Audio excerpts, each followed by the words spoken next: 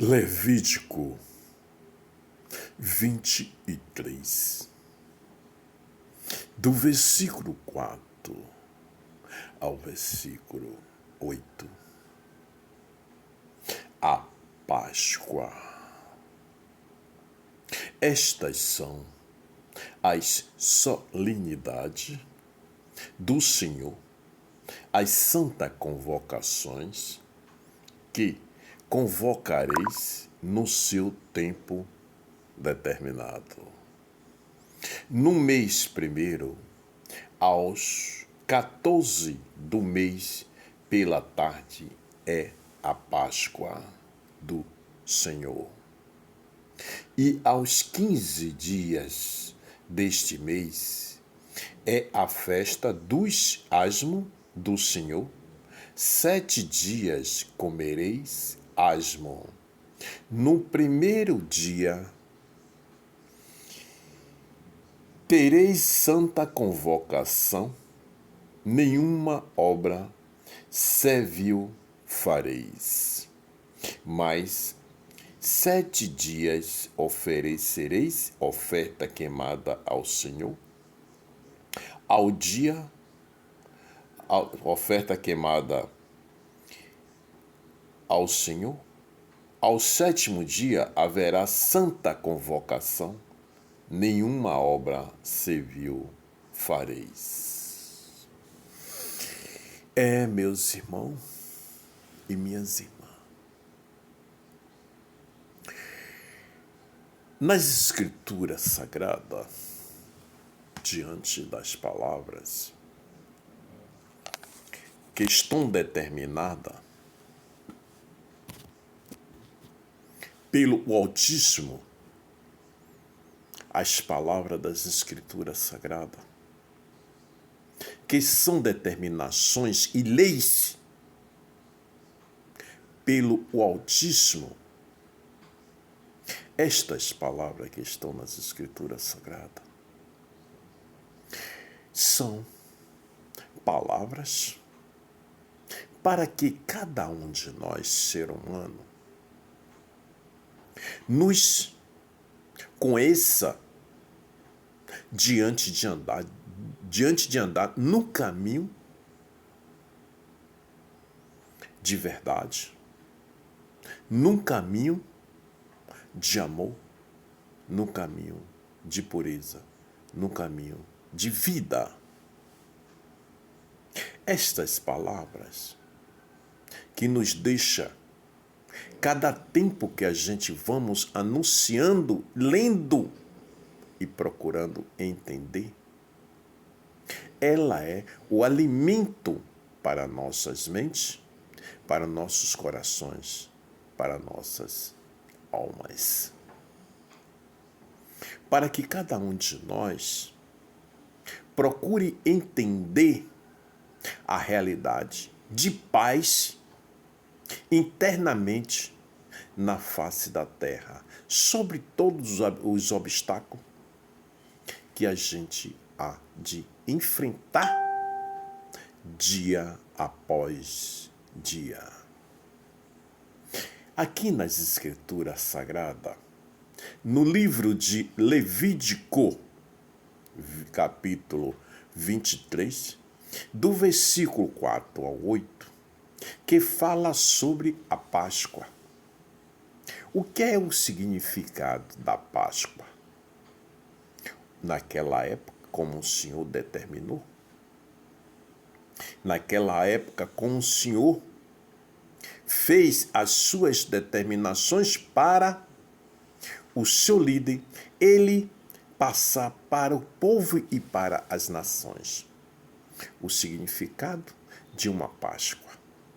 E hoje, na geração em que nós estamos vivendo, muita coisa está sendo modificada perante a falta de conhecimento de muitas almas, de muitas pessoas, de muitos ser humano, homem e mulher.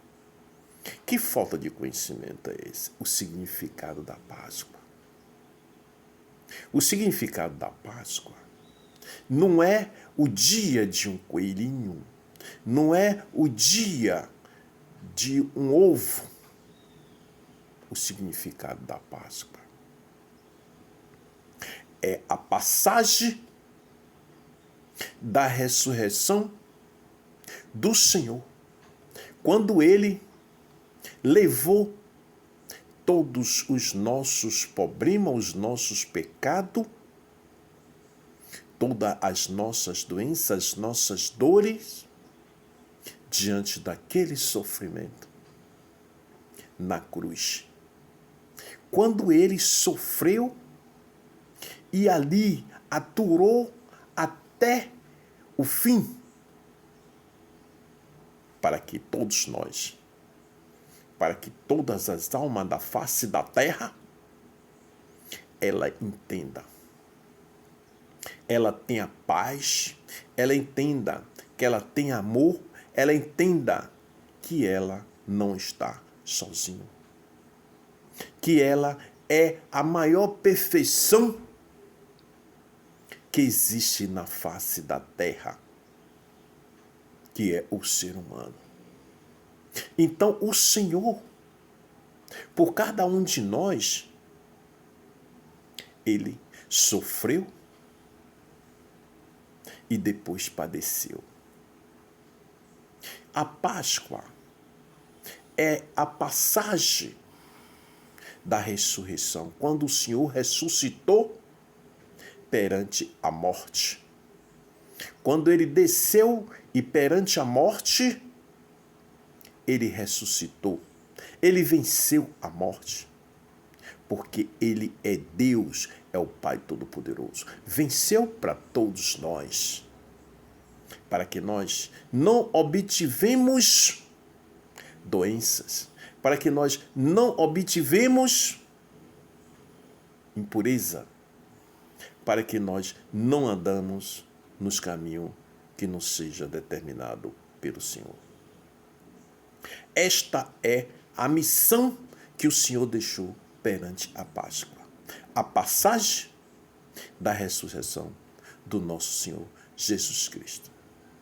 Onde está a direita de Deus Pai Todo-Poderoso, o Criador do céu e da terra e do mar. Veja, meus irmãos e minhas irmãs, quanta maravilha está escrita nas Escrituras Sagradas. De cada um detalhes deste que a gente hoje passa a ter conhecimento, passa a ter uma libertação interna diante de nossa alma, diante de nossos pensar, diante de vossos corações.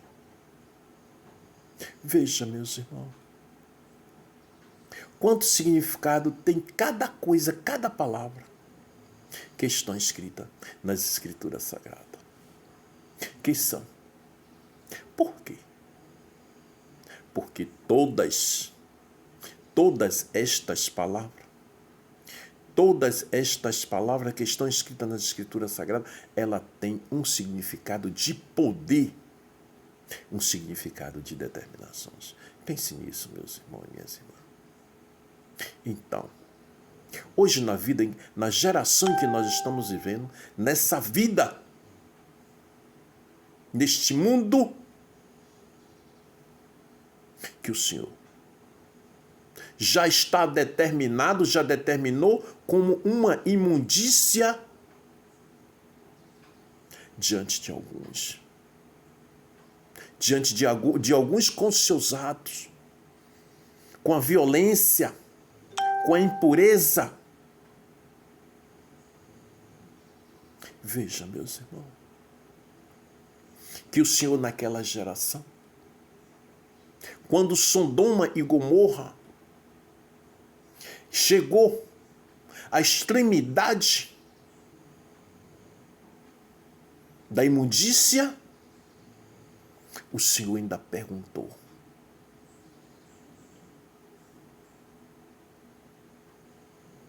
para o seu ungido daquela geração ouviu ele pedindo para que não destruísse aquela cidade.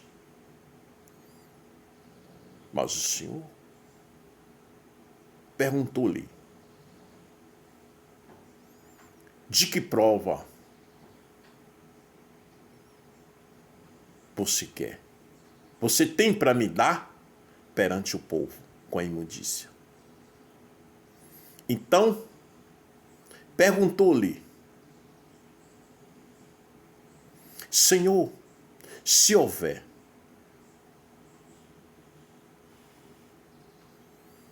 cinquenta